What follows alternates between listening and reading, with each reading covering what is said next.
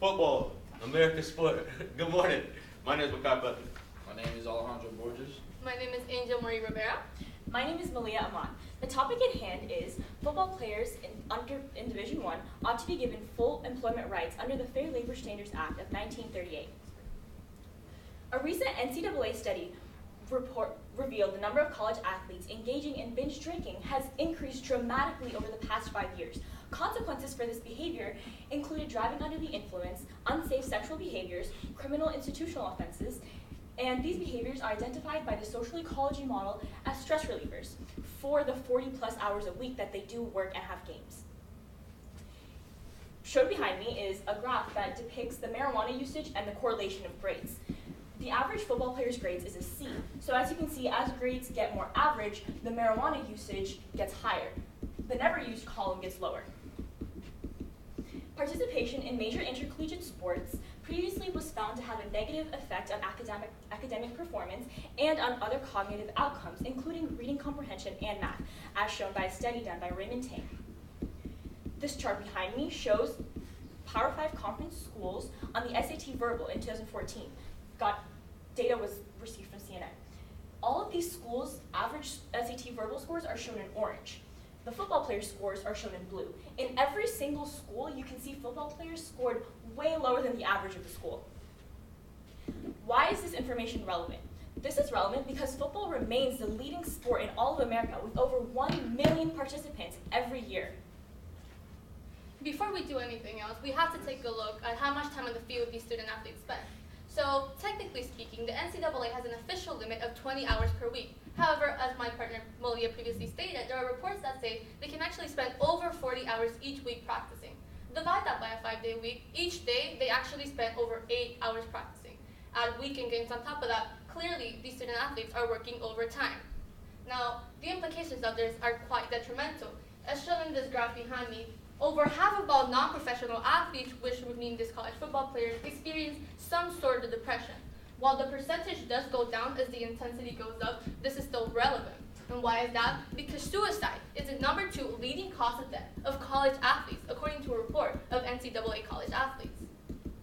Now, on my right here is what a normal brain looks like, and right next to it is what advanced CTE looks like. CTE stands for chronic traumatic encephalopathy. This is caused by trauma to the brain. The effects of this can range from partial memory loss to complete dementia. According to the Concussion Legacy Foundation, every single member of the Power 5 conference has at least one member represented among the 26 college football programs with at least 3 or more confirmed cases of CTE. Now, cardiac problems are also an issue. As you can see in this graph behind me, football has the second most sudden cardiac death of athletes, and these are not simply statistics. Let's take a look at the actual case of Jordan McNair. Jordan McNair was a football player in the University of Maryland. During an off-season conditioning session, Jordan McNair experienced heart stroke symptoms. However, the college staff and administration was unable to properly handle the issue, which resulted in his death. And this is not the only case. As lawsuits arise against the NCAA, this topic is proved most relevant. From a legal standpoint, it can be seen that student athletes ought to be recognized as employees and given the benefits as such. Under the Fair Labor Standards Act, student athletes deemed to be employees as they pass the economic reality test. Now, the economic reality test is seen in many court cases as it is used to establish whether or not a business employment relationship is within an organization. Now, the economic reality test breaks down into the following components: employer's right to control and dictate the activities of the proposed employee, and whether the task performed by the proposed employee was an integral part of the proposed business employer. Now, qualifying the first component.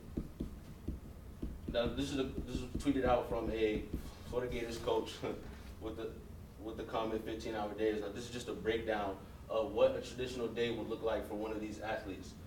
You can see scheduled meetings, practices, studies, fuel recovery, and lifts, all of which are mandatory as these athletes have signed scholarship agreements and agreed to NCAA bylaws and rules and regulations, making sure that they have to comply with the coach's wishes. Now, as a second component of the economic test, whether or not the work of the employees is an integral part of the business, or in other words, meaning whether or not is the is the work done by the players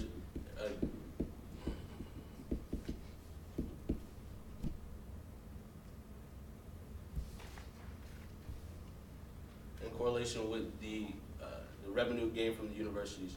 The answer to this is yes. And as these players broadcast their talent across the nation, universities make revenue. Now take a look at a graph that I have provided from one of my sources named SEC and College Football.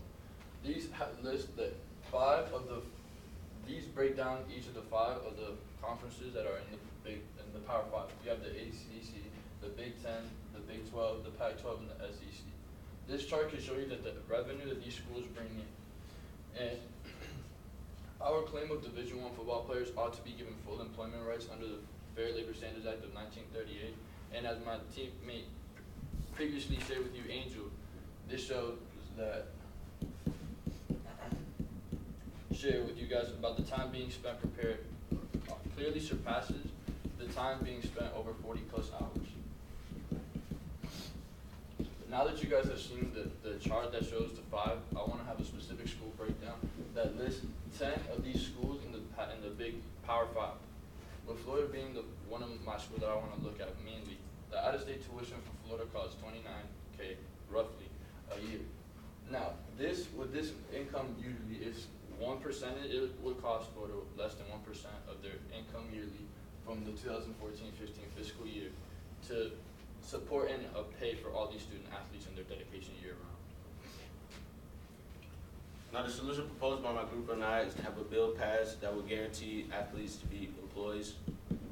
And the effect of this will be that it will prohibit and prevent exploitation from schools and will overall aid athletes by providing employees benefits and monetary compensation. Now, some people claim that these student athletes already receive an oversized amount of benefits, so they propose counteractive plans. For example, you have the concussion management plan. This was instituted for Power 5 conference schools specifically. However, this actually can't be enforced, which makes it completely useless.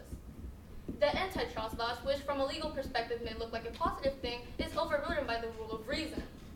Now, some people claim that we can just pay these student athletes in scholarships. However, as Alejandro previously stated, this is not going to be enough. As you can see in this chart behind me from the NCAA itself, the average college yearly tuition is more than twice as much as the average athletic scholarship. So we can't have this happen. Lastly, some people claim that giving these students paper classes gives them an academic advantage. However, as my partner Malia previously stated, this actually affects their test scores in a negative way. As you can see, the cons obviously outweigh the pros of the current system that we have in place, with major factors such as physical and mental exhaustion, such as the graph that Angel showed us of the CTE, and the lack of protection that football players do have. Some implications for the rest of society, that these student athletes are some of the young adults that will generate this future of the nation. The Fair Labor Standard Act of 1938 provides them with the protection and the rewards for their efforts year-round. What questions do you guys have?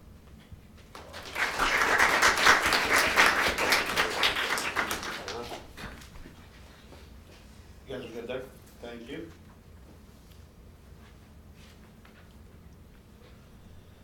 Okay, here we go. We'll start over here, Clay. Having finished your project, what, if anything, do you consider to be a gap in your team's research? I think a gap in our team's research might have been the rule of reason under Mackay's perspective of the legal. I think that if we had addressed why the rule of reason overrules the Sherman antitrust law, we could maybe tie it in more with our solution and the limitations. Okay, thank you. Mackay, what is a way in which your team's resolution makes you think differently about the research you conducted? Repeat the question, please. Sure. What is a way that your team's solution, conclusion, resolution makes you think differently about the research you did? Well, seeing that the research I did would be from a legal perspective, and our solution is that, the solution that we propose is that they should be employees. I mean, it's in correlation as the Fair Labor Standard Act, from my lens, would give.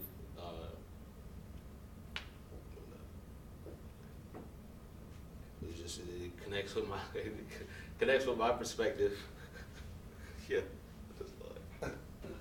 All right.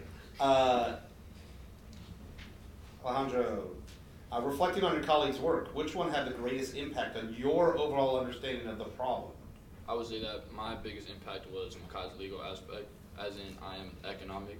So for every aspect of legal, all the cases that have been done, trying to make this an actual thing, I have to go over through that, and reading his paper helped me more with mine. Okay. And Angel, last one. In the future, what changes did you make to group norms, and how would you expect that to improve your presentation? I would completely change how we communicate because my team was actually the one team who had the most problems because either I had classes, Alejandro was working, Malia was working, or Makai had football practice. So definitely communication. I would definitely want us to meet more so we can perfect our presentation. Okay, thank you. Bree, you're up.